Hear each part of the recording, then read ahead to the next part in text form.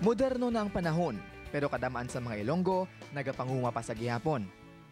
Sigurado gid, gutom ang maagom kung wala sang bugas nga tiligangon. Si Manang Helen, nagapanglunob diri sa Banwas ng Dumangas. Barato lang kuno ang iya sweldo, pero ini ang nagabuhi sa iya pamilya.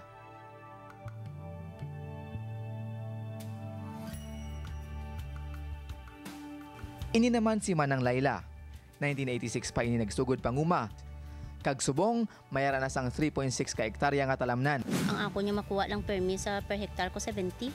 70 sacks, amo lang gid na.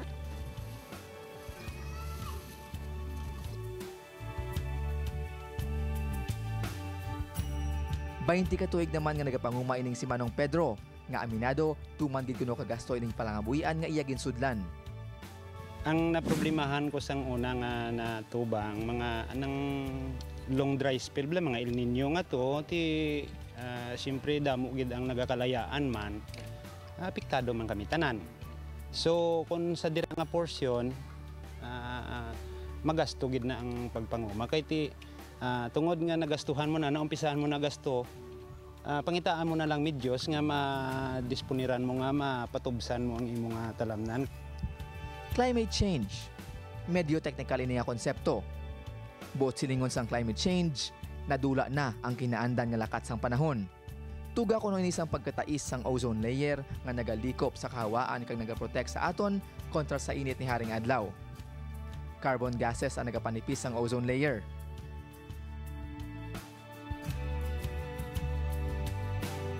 Sanday Manong Pedro kag Manang Laila ang duhagid lamang sa mga mangunguma nga wala nakaluwas sa halit sang climate change.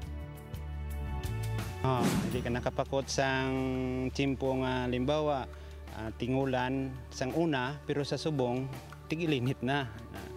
Kaya nadumduman ko, last 2 years siguro, November pa lang wala na sing ulan eh.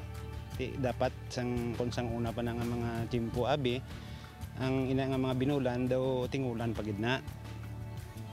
Kung sa mangunguma daw, hindi na bala ka-timing maayos sang ilang mga pagpananom. Tungod nga ang mga tao bala daw hindi na akuan sa mga pagpananom sang kahoy. Amo ni ang nagaguba sang aton subong kuan ang mga usok, ang mga dabok. Tapos ang mga aso sang salakyan kay wala na sing kahoy nga nagaprotekta sa aton. Amo ni ang nagahalit subong sang amon man aton ang pananom. Tungod nga grabe na ang init. Pero wala nagapaluto sa climate change sanday Manong Pedro kag Manang Laila. May ginaobra sila para mapahagan-hagan ang hindi maayong epekto sini sa ila. Kung ano ina, bantayan diri sa arangkada.